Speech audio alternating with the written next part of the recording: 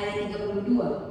Maria juga mengatakan, Tuhan, sekiranya engkau ada di sini saudaraku tidak mati. Tapi dengan cara apa Bapak Ibu? Dengan cara apa di ayat 32? Tersungkur. Dengan cara tersungkur. Ini kadang Tuhan, kalau kau ada pasti gak mati. Jangan Tuhan, itu kan 4 hari. Itu gak kayak gitu. Gak so tahu kayak gitu. Dan gak merasa memang saya betul-betul gitu. Gak tinggi hati, tidak seperti itu. Mari dia datang Bapak Ibu, dia ngomong yang sama. Kalau mau ada di sini saudara saya gak mati. Tapi caranya itu representatif hatinya yang sangat dibuat sangat rendah. Gayanya itu tersungkur.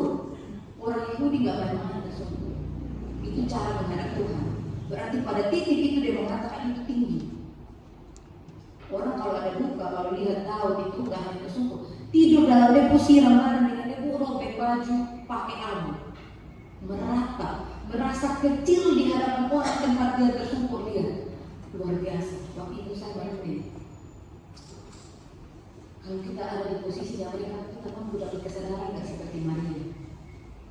Mampu nggak di tengah-tengah kesulitan kita melihat dia itu sebagai Tuhan, dan kita tersungkur, kita merasa kecil.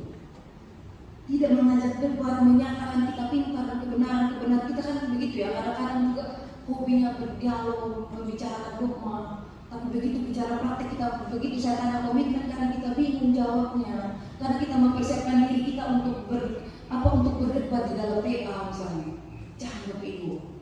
Ternyata hati Tuhan tidak tergerak untuk orang yang menampilkan kognisi yang hanya kecil untuk membahas Tuhan yang besar. Harus tahu, harus punya pengetahuan yang benar. Tetapi yang paling penting itu adalah pemahaman iman. Supaya tahu apa itu dikuat dalam kehidupan sehari-hari, karena teori itu kan harus dibahasakan. Maria setibanya di sana, dia tersungkur di hadapan kaki Yesus dan dia menangis Bapak Ibu. Dia sudah tersungkur, dia menangis, dan bersama-sama dengan dia ada orang-orang Yahudi ikut menangis. Karena apa ya? Menangis itu persuasif. Apalagi kalau menangisnya bukan kayak sinetron yang buat-buat, apalagi kalau menangisnya itu yang tulus, maka orang yang kita kenal sekalipun itu bisa kita tangisi. Persuasif, mempengaruhi orang kuat sekali. Lihat orang Yahudi, tetangga-tetangganya turut menangis bersama dengan Maria. Dan ketika Maria tersungkur dan menangis di kaki Yesus, bukan hanya dia sendiri yang menangis. Kedukaannya itu begitu tulus, sangat berduka, dan sampai mempengaruhi hati banyak orang. Semua orang berempati. Semua orang turut menangis bersama dengan Maria. Dan itu yang Yesus lihat. Apa respon Yesus Bapak Ibu? Bapak Ibu tahu apa respon Yesus? Apa itu? Yesus menangis juga. Wah, luar biasa Maria. Dia menangis. Orang banyak menangis. Yesus menangis. Lihat. Betapa hebatnya sebuah hati yang rendah dan tulus di hadapan Tuhan, mampu membuat Tuhan sendiri menangis. Kalau masih ngomong kepintaran kita itu gak akan mengganggu hati Tuhan sedikit. Tapi kalau sudah merendahkan diri, sudah menangis dengan tulus, jujur terbuka di hadapan Tuhan, Bapak Ibu, Tuhan menangis. Tahu Tuhan menangis saja bagi saya itu sudah cukup. Harus saya tidak menangis sendiri. Bahkan Tuhan turut menangis itu sudah luar biasa. Tidak membangkitkan Lazarus, saya pikir itu sudah luar biasa. Sudah turut menangis dengan saya itu sudah luar biasa. Itu betapa kuatnya hati yang tulus, hati yang rendah, hati yang terbuka di hadapan Tuhan, mampu membuat Tuhan menangis bersama-sama dengan dia. Kalau Bapak Ibu yang melakukan PA minggu lalu, sayangnya tidak semua membuat PA di blog-blog sini. Kalau Ibu membuat PA minggu lalu di blog-blognya Bapak Ibu akan melihat ini peristiwa yang sudah lama terjadi. Dulu, ketika Firman itu belum menjadi manusia, Allah Bapa yang sedang berkarya di tengah-tengah umatnya, dia pernah mengutus Yunus pergi ke Niniwe. Di situ dia bilang saya akan tunggang balikan Niniwe.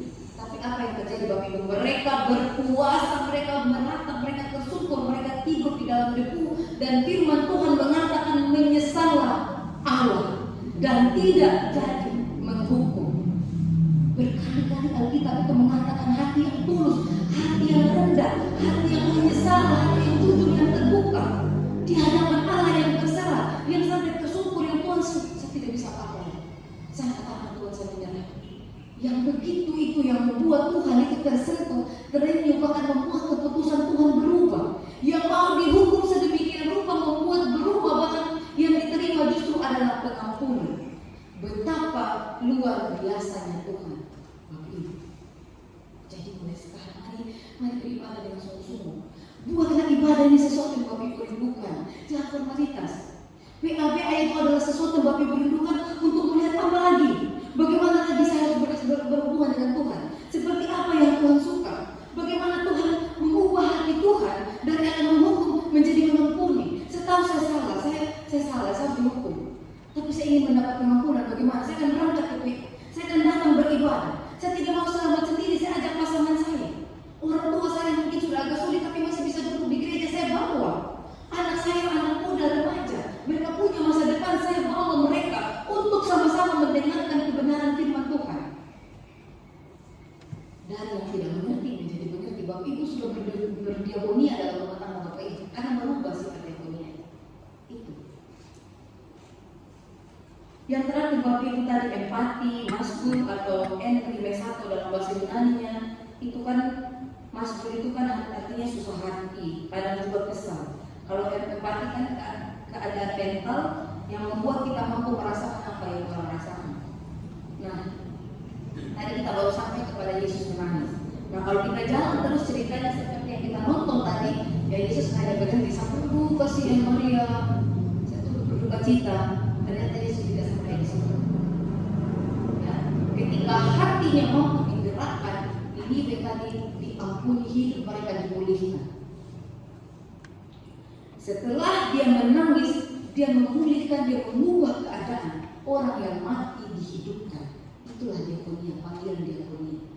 Jadi kita dipanggil bukan hanya berempati, kasihan. Tapi kita dipanggil untuk pulang, apa yang bisa saya buat dia? Rumah tangganya, anaknya mau sekolah, tapi mereka kesulitan. Ekonominya sementara jatuh, dia sementara sakit, dia lansia yang kesepian, jaga anak cucu dan menantu. Dia satu blok, dia tetangga saya, apa yang bisa saya lakukan? Itu yang benar, Bapak. Tidak berhenti pada menangis dan mengasihi atau mengasihani, tapi harus sampai pada aksi. Jadi tidak hanya maskul, lalu berempati, turut menangis, tapi sampai kepada melakukan apa yang harus kita lakukan, yang kita sebut dengan diakonia. Selamat menghayati bulan diakonia Bapak Ibu. Selamat untuk menghidupkan dan dihidupkan oleh firman Tuhan. Terus belajar bahwa ini memang hanya cetakannya PAI, tapi kalau kita menghayati maka dia akan menjadi daging dan darah dalam diri kita yang akan menggerakkan kita. Selamat hidup dan selamat mengalirkan kehidupan baru.